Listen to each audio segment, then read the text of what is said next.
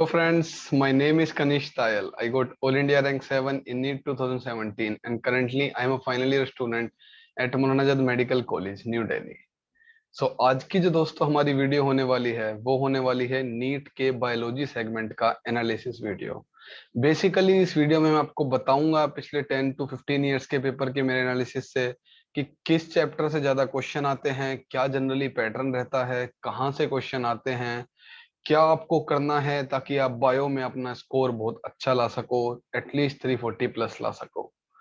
अगर आपने अब तक चैनल को सब्सक्राइब नहीं किया है तो चैनल को सब्सक्राइब जरूर कर दीजिए, बिकॉज हम आपके लिए ऐसी बहुत सारी वीडियोस लाने वाले हैं और आप वीडियो को मिस ना करें ये मेक श्योर करने के लिए बेल आइकन को जरूर प्रेस कर दीजिए। वीडियो शुरू करते हैं।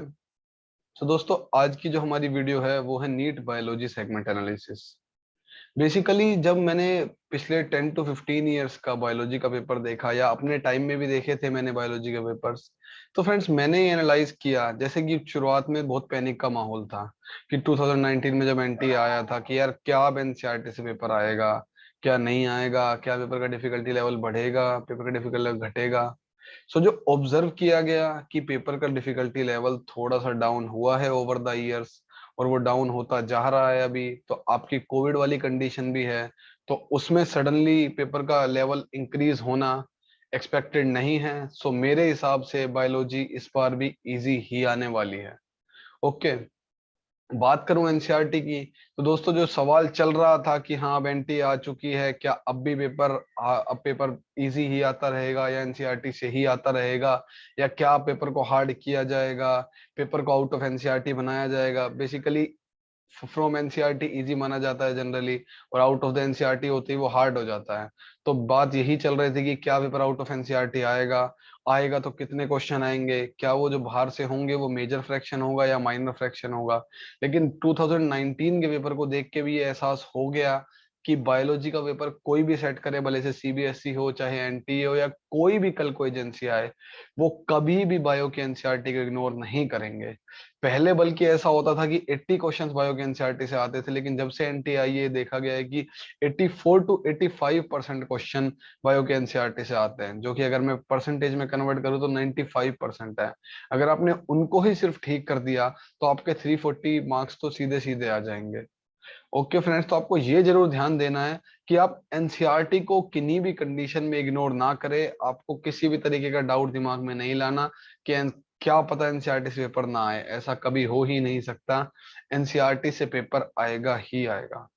और दोस्तों जो मैंने आपको बात बताई थी कि बायो इजी आती है, तो ये हमेशा देखा जाता है कि सिलेक्शन ऑलमोस्ट ऑलवेज 99.9% केसेस में सिलेक्शन बायो ही कराती है।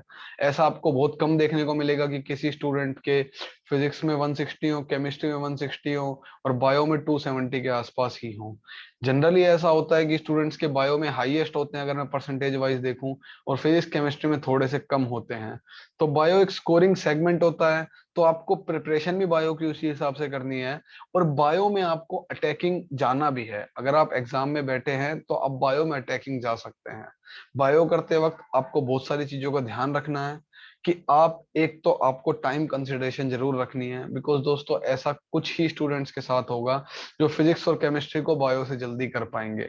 मुझे पता है बायो में 90 क्वेश्चन होते हैं, फिजिक्स केमिस्ट्री में 45 होते हैं, लेकिन आपको उन 45 में इंडिविजुअल भी उतना टाइम लगता है जितना आपको बायो में नहीं लगता, बिकॉज बायो इज मोर और लेस थ्योरेटिकल, जबकि फिजिक्स और केमिस्ट्री कैलकुलेटिव है। कैलकुलेशन आप बहुत अच्छी भी हो आपकी तब भी टाइम लेती है।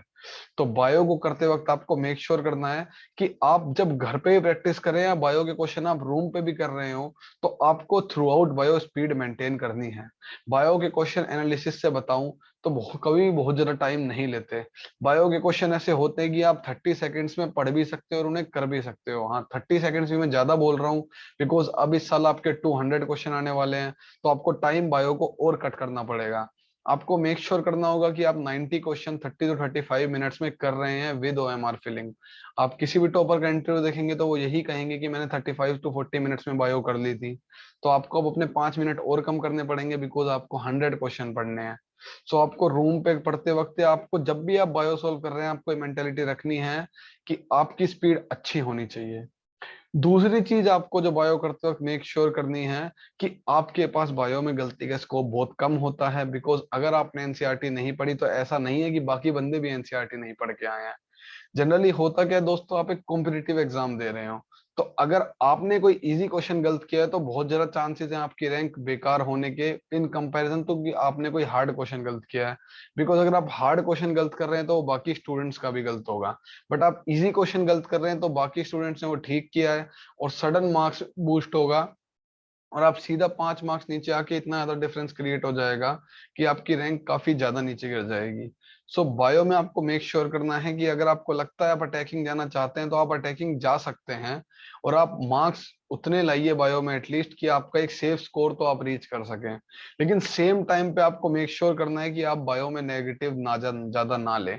90 क्वेश्चन है, आप ऐसा भी नहीं है आपको 90 के 90 करने हैं। अगर आपको लग रहा है 80 मेरे को अच्छे से आते हैं और मैं श्योर हूँ और 10 में मैं बहुत ज्यादा कंफ्यूज हूँ, तो आप 320 marks is a very good score, तो आप उसके साथ जा सकते हैं। बट अगर आपको लग रहा है कि हाँ मेरे क्वेश्चन ही 50 हो रहे हैं, मेरे 200 मार्क्स आ रहे हैं बायो से, तो आपको भी पता है कि यार वो बहुत कम मार्क्स हैं और ऐसे में मेरा सिलेक्शन नहीं होगा। बिकॉज अगर मुझे सेफ स्कोर 580 के आसपास भी लाना है तो भी मैं फिजिक्स केमिस्ट्री में 190 तो नहीं ला सकता, उसमें तो एट मैक्स में 180 ला सकता हूँ, और दोनों में 180 लाना वो भी बहुत मेहनत वाला काम है। तो अगर मैं सेफ स्कोर में 150 लूँ तो भी मुझे कम से कम मेरी बायो से 280 मार्क्स तो चाहिए। तो वहां पे आप एग्रेसिव खेल सकते हैं, बिकॉज देखा जाता है कि बायो में आपके जो प्रेडिक्शन है उसके ठीक होने के चांस काफी ज्यादा होते हैं, जबकि फिजिक्स एंड केमिस्ट्री में आप बिना कैलकुलेट करें कोई रिस्क ले रहे हैं। तो बायो आपको ये थोड़ी सी वेरिएबिलिटी देता है कि हाँ आप थोड़ा सा रिस्क ले सकते हैं। तो बायो में आपको, अगर आप अच्छे स्टूडेंट हैं, आपके बायो में अच्छे स्कोर आते हैं, 300 प्लस आते हैं, तो आप बायो में अटैकिंग जा सकते हैं। लेकिन बायो में आपको मेक श्योर करना है बहुत ज्यादा गलती ना हो, ताकि आपकी रैंक बहुत ज्यादा ना खिसके। ट्रेंड की बात करूं फ्रेंड्स, एनालिसिस से पता चलता है कि कुछ एक चैप्टर हैं जिनको आप मिस करना बिल्कुल अफोर्ड नहीं कर सकते। उन चैप्टर में से कुछ चैप्टर्स हैं जेनेटिक्स, बहुत इजी सेगमेंट माना जाता है। 12th की अगर मैं बायो की बात करूं तो कंपैरेटिवली काफी इजी है 11th से। 11th की थोड़ी हेक्टिक पड़ती है, प्लांट मोर्फो, एनिमल किंगडम, उन सब की वजह से। लेकिन 12th की बायो काफी स्कोरिंग है और आप मिस करना अफोर्ड नहीं कर सकते। उसमें से भी अगर मैं स्पेसिफाई करूं तो उसमें से आता है एक पोर्शन जेनेटिक्स। जेनेटिक्स में थोड़ा सा कैलकुलेटिव कंपोनेंट है, बाकी थ्योरेटिकल है। अगर आपको एक बार अच्छे से समझ में आ गया तो जेनेटिक आपकी काफी ज्यादा रैंक बूस्टर साबित हो सकती है, आपको काफी हाई यील्ड दे सकती है। और ऐसे ही चैप्टर की बात करूं तो और है इकोलॉजी। इकोलॉजी काफी अच्छी रैंक देती है। इकोलॉजी के साथ जो मैंने मेन दिक्कत देखी है फ्रेंड्स, थोड़ी सी ये हो जाती है, लास्ट का चैप्टर है, आप थोड़ा सा इग्नोर कर देते हो या ढीले पड़ जाते हो पढ़ते पढ़ते, और बाद में आपका इकोलॉजी से स्कोर अच्छा नहीं आता। इकोलॉजी थोड़ा सा प्रैक्टिकल एस्पेक्ट है, याद करने का बहुत ज्यादा नहीं है। थोड़ा मैं थोड़े डेज और थोड़े एक्ट वगैरह हटा दूं, एनवायरमेंट एक्ट ये सब कब रिलीज हुए थे वो सब, उसके अलावा काफी प्रैक्टिकल एस्पेक्ट है इकोलॉजी, जो थोड़ा ज्योग्राफी से कोरिलेट कर सकते हो आप, और आप उसमें काफी अच्छा स्कोर कर सकते हो। ऐसे ऐसे ईयर्स भी आए हैं जिसमें इकोलॉजी, अकेले इकोलॉजी से 14-15 क्वेश्चन आए हैं, 20 क्वेश्चन आए हुए हैं। तो इकोलॉजी काफी स्कोरिंग सेगमेंट माना जाता है। तो जेनेटिक्स और इकोलॉजी दोनों ऐसे बहुत ज्यादा ऐसे सेगमेंट है जिनको आप मिस करना कभी अफोर्ड नहीं कर सकते। वहीं पे कुछ टॉपिक्स ऐसे भी हैं जो आपका टाइम काफी ज्यादा कंज्यूम करते हैं, लेकिन उतना ज्यादा आपको हाई यील्ड शायद ना दें। कई बार ऐसे होता है कि कई स्टूडेंट्स एनिमल किंगडम को बहुत ज्यादा एक्सटेंसिव पढ़ते हैं और क्वेश्चन आते हैं उससे 2-3, और आप टाइम उसको बहुत ज्यादा दे देते हैं। तो ऐसे में आपसे कहना चाहूंगा ऐसे टॉपिक आप फिगर आउट कर लें। कई बार ऐसा होता है बहुत स्टूडेंट्स को मोर्फोलॉजी ऑफ प्लांट्स बहुत ज्यादा हार्ड लगता है। देखो वो हाई यील्ड है, उसमें थोड़ा वेरिएबल चलता है, कई साल बहुत ज्यादा क्वेश्चन आते हैं, कई साल बहुत कम क्वेश्चन आते हैं, बट उसको आप करोगे तो आपका टाइम इन्वेस्टमेंट खराब नहीं होगा। बट पर्सनली मेरा एक्सपीरियंस है, एनिमल किंगडम पे बहुत ज्यादा टाइम देने का मेरा मन नहीं करता था। तो मैं क्या कोशिश करता था कि यार जिस चैप्टर में मेरा मतलब मुझे दिख रहा है कि हाँ उसकी वेटेज बहुत ज्यादा नहीं है और वो टाइम कंज्यूमिंग है, तो कोशिश करो बेयर मिनिमम आप उसके एनसीईआरटी की रीडिंग लेके चले जाओ, ताकि आपको उसके एनसीईआरटी के एग्जाम्पल पता हो। हाँ यार पता हो कि ये किस कैटेगरी में था, क्या उसके बारे में एनसीईआरटी में लिखा होता, उससे भी बात बन जाती थी। काफी सारे चैप्टर्स ऐसे हैं जो आप देख सकते हैं पिछले लास्ट 15 ईयर की वेटेज से, कि जिनका हाई स्कोर है, और जो आप देखो, आपको ये तो फिगर आउट करना ही पड़ेगा आपका वीक क्या है और उसकी वेटेज है या नहीं है। बट आपको ये भी देखना है कि वो आपका स्ट्रॉन्ग भी है, तो भी आपको बहुत ज्यादा गैप ना आए, because biology is more about revision. वो फिजिक्स की तरह नहीं है कि आपका कोई स्ट्रॉन्ग चैप्टर है तो आपने करके छोड़ दिया, तो पता चला आप उसको 6 महीने बाद भी देखेंगे तो फॉर्मूला देख के बन जाएगा। बायो अगर आपकी अच्छी भी है तो भी आपको टाइमली उसको रिवाइज करना होगा, और आप उसको टाइमली रिवाइज करते रहोगे तो बायो का सेगमेंट इजी होने की वजह से आपका स्कोर अच्छा करने का काफी ज्यादा स्कोप बन जाता है। सो बेसिक आइडिया इस वीडियो का यही था कि मैं आपको यही बताना चाहता था कि बायो हर साल की तरह इजी ही आएगी। बायो की बहुत ज्यादा टेंशन ना लें। बस आपको बायो में ये सोचना है कि आपको बायो का स्कोर कैसे मैक्सिमाइज करना है, और कैसे बायो को अपने सिलेक्शन का मेन प्लेयर बनाना है। किस तरीके से मेन आपको एश्योर करना है कि हाँ मैं बायो में 300 320 340 प्लस ला सकूं और अपनी रैंक बूस्ट कर सकूं। टेंशन आपको नहीं लेनी है बायो की बहुत ज्यादा। बायो आपको हाई यील्ड देगा अगर आप बायो को टाइम दोगे, बट आपको एनसीईआरटी को इग्नोर नहीं करना है। जो कि हर बार बोला जाता है, एनसीईआरटी से पेपर बनेगा ही बनेगा। कैसा भी पेपर आए, कोई भी पेपर बनाए, 80+ क्वेश्चन एनसीईआरटी से आएंगे ही। अगर मैं बात करूं 2020 के पेपर की, तो ऑलमोस्ट कोई बोल रहे हैं 88, कहीं बोल रहे हैं 89, और कई ने क्लेम किया है कि ऑलमोस्ट 90 के 90 क्वेश्चंस एनसीईआरटी से थे। देखो ये थोड़ा सा वेरिएशन चलता है, क्योंकि कई कई बोलते हैं कि थोड़ा नाम भी मेंशन किया है एनसीईआरटी में, तो वो भी एनसीईआरटी में से है। बट अगर मैं रफली भी बोलूं, जो प्योर एनसीईआरटी क्वेश्चन थे, 85 to 86 क्वेश्चन और बिल्कुल प्योर एनसीईआरटी थे।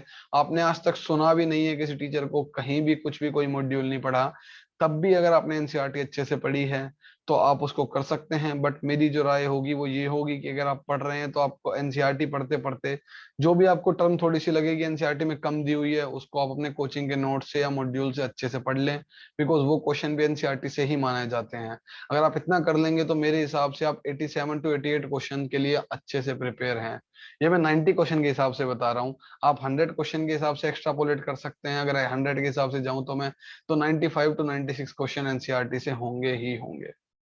थोड़ा बहुत वेरिएशन हमेशा चलता है, बट कई बार मैंने देखा स्टूडेंट उन 3-4 क्वेश्चन के चक्कर में इतना बाहर निकल जाते हैं कि वो 96 क्वेश्चन अपने खराब कर लेते हैं। तो वो आपको नहीं करना है, आपको प्राइम फोकस रखना है अपने 96 क्वेश्चन पे। मतलब आपको अटेम्प्ट तो एट द एंड वही उतने ही करने हैं, 90। बट मैं बता सकता हूँ कि आप एनसीईआरटी से पक्का 95 क्वेश्चन सोल्व कर पाएंगे। तो आप उन 95 में से अपने 90 क्वेश्चन उठा सकते हैं।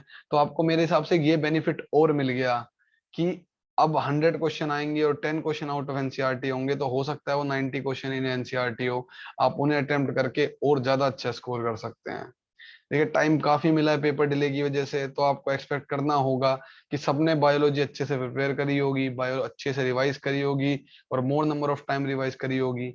तो बायो में आपको मेक श्योर करना है कि आप बायो में किन्हीं भी हाल में वीक ना हो। बायो में जो आपको सिली मिस्टेक है वो ज्यादा ना करें। बायो में अगर आपको लग रहा है कि आपका स्कोर अच्छा नहीं है और सेफ स्कोर नहीं पहुंच पा रहा है, तो आप बायो में एग्रेसिव जा सकते हैं। तो इस वीडियो में इतना ही था। अगर आपको वीडियो अच्छी लगी हो तो लाइक बटन को हिट कीजिएगा। जिन फ्रेंड्स को आपके बायो में डाउट है या जिन बायो को लेकर डरे हुए हैं उनके साथ शेयर जरूर कीजिएगा। कमेंट सेक्शन में बताइएगा कि कौन सा पार्ट आपको वीडियो को अच्छा लगा। चैनल को सब्सक्राइब तक नहीं किया तो सब्सक्राइब जरूर कीजिए, बिकॉज हम आपके लिए आगे ऐसी वीडियो बहुत सारी लाते रहेंगे, और बेल आइकन को जरूर प्रेस कीजिएगा। Thanks for watching. Let's crack it.